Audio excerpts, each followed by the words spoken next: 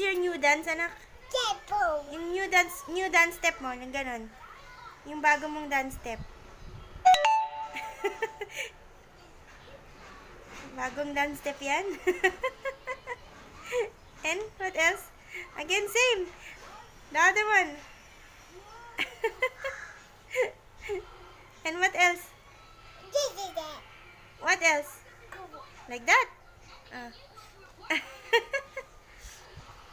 Update lang po sa sahig namin na yung carpet na nabasa, natanggal. Pinalitan na po namin siya ng linoleum. So, ayan. Para kahit papano, kung sakasakali man uling mapasok uli kami ng tubig, mas madali na lang patuyuin to, mas madaling linisin compare dun sa carpet talaga. So, ayan po. Yung mga winter clothes na tinupi ko. So, ilalagay ko yan sa ilalim ng kama. Kung nga pala, naalala ko, may mga ilang damit pala akong naliitan na yun nga, ibibigay ko uli sa nag-iisang recipient ko dito sa Nepal, guys. Actually, siya si Nepal Diary. Ayan si Marvy. Yung unang batch, guys, na naligpit ko before, konting damit lang. Ayan, mga napagliitan ko actually. Nakakahiyaman kasi mga lumang damit na, pero sobrang happy ko lang kasi kahit na used na clothes na siya, sobrang na-appreciate ni Marvy. And yun nga, natutuwa ako kapag nakikita ko na sinusuot niya, kapag nagla-live siya, o kaya pag may mga vlog siya, nakikita ko doon na suot niya. Hindi ko na alam kung papayat pa ba ako. So, siguro matatagalan pa yon, or baka kung mabawasan man ako, hindi na katulad ng dati. So, instead na itago ko siya, so, ayun, buti na lang nakalkal ko uli. Ibigay ko na lang syempre dito sa kaibigan ko dito sa Nepal, na katulad ko din na hindi naman pala bili ng mga damit, mga gamit. Ayun, kasi na-appreciate niya talaga kahit mga used clothes lang, guys. So, ayun, ibibigay ko sa kanya tong mga ilan na damit.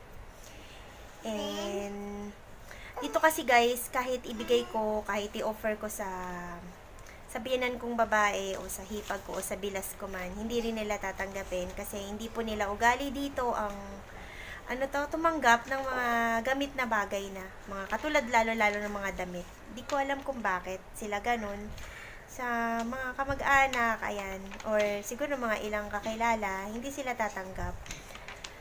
Or siguro yung mga tatanggap lang, yun talagang nangangailangan lang talaga. Hindi ko na rin pinupush. So, ayun, tinatago ko na lang, then bibigay ko na lang sa mga kakilala ko. So, ganun yung ginagawa ko. And, ayun, sana, kahit used clothes na siya, sana ma-appreciate pa rin ni Marvy. And, alam ko naman na na-appreciate niya talaga. Kaya gustong-gusto ko din na binibigyan siya ng mga gamit na, ayun, para naman ma-remember niya ako talaga kapag suot niya yun. Ma-remember niya na, ay, ganito pala dati kapayat si ate. Hindi yung ngayon na taba-taba na ni ate, kaya pala hindi natuka siya sa kanya, hindi gano'n na. Yun. So, ayan, Marvy, pag punta mo dito, or kung sakali man hindi ka makapunta, pwede ko namang maipapadala to sa bilas ko sa'yo dyan sa Hetoda. So, sana magustuhan mo lang yung iba. O kung sana magustuhan mo lahat. Or kung may ilan na hindi ka gusto, okay lang din. Ikaw na bahala. Ayan lang naman yung ilan na nakikal ko, guys. Na ibibigay ko sa kanya.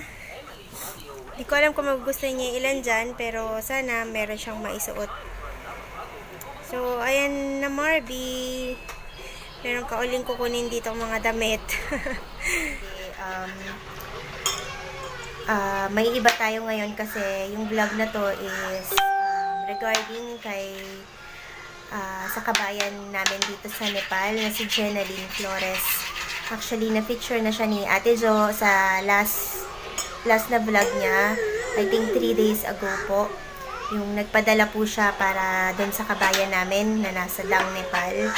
Kasi nagkasakit yung mga anak niya and wala talaga siyang perang pang pagamot, pambili ng gamot, and pang padoktor. So, ayun, thank you po kay Ate Jo na na i-share niya sa vlog niya yung problema po nung kabayan natin. Actually, marami pa siyang problema, guys. Talagang napaka-bigat nung sitwasyon niya sa totoo lang. Pero sa mga tao po sana na gustong makatulong sa kanya, open naman po yung Facebook niya, yung messenger niya. Pwede niyo po siyang i-message. Pwede po kayong makipag-usap sa kanya and siya na lang po yung mag-share sa inyo ng sitwasyon niya today. Pero, ayun po, gusto ko lang magpasalamat din kay Weng din, ayan, for sharing din yung about kay Zenaline, ayan.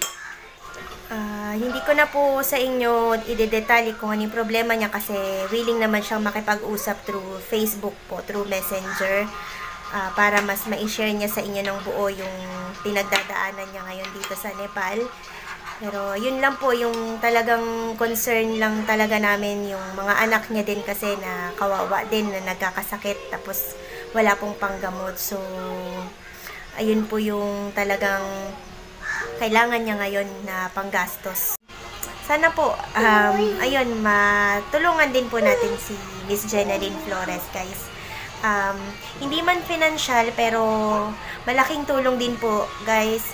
Malaking tulong din po yung panalangin ninyo na sa kanya. And kung may gusto pong kumausap sa kanya, pwede rin nyo naman po siyang kausapin. So, para ma-comfort din po natin si kabayan. Yung mapalakas natin yung loob niya. Malaking tulong din po yun. Hindi lang financial. Malaking tulong po yung pagpapalakas ng loob niya, yung pagko-comfort po sa kanya. And prayers po, syempre. Dahil po sa vlog ni Ate Jo last time, meron po akong nakausap na isa pong viewer. And actually, ay viewer din po siya ng mga ibang mga vloggers. Almost mga vloggers dito na Pilipinas sa Nepal. Supporter din po siya. Ayun nga po, nagpaabot po siya ng tulong pinansyal para kay Jenaline. Yun nga po, nag-ask siya na kung sana maibigay ko po kay Jenaline. And sobrang thankful po kay ate from Hong Kong. Ayan, sobrang bait po niya. Kasi yan, hindi lang po mga Nepalese na bata yung natutulungan niya, mga Nepali na pamilya po dito, kundi yan, nagpaabot din po siya ng tulong sa ating kabayan na kapwa Pilipina po natin. So, thank you so much, ate, in behalf of Jenaline. And another one po, may isa rin pong Filipina dito naman po from Nepal na nagpaabot din po ng tulong. Isa pong Filipina ma'am from Kathmandu. Maraming salamat din, ate, for sharing. Ayun, asahan po ninyo na makakarating yung padala nyo po kay Jenaline. Thank you po ulit mga ate from Hong Kong and ate po here from Nepal. Maraming salamat po sa tulong nyo po kay Jenaline.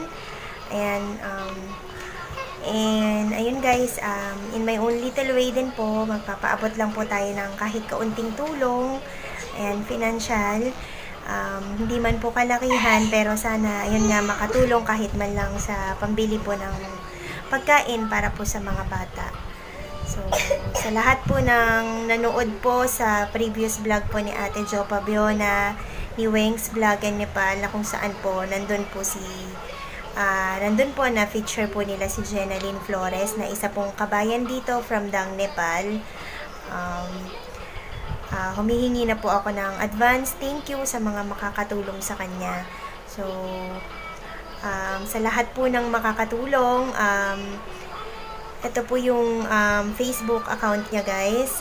Paki-message na lang po si kabayan natin and ayun, magre-reply po siya through Messenger. Guys, maraming salamat po sa inyong lahat. Hanggang dito na lang po yung vlog ko. And, ayun po, keep safe everyone and God bless us all.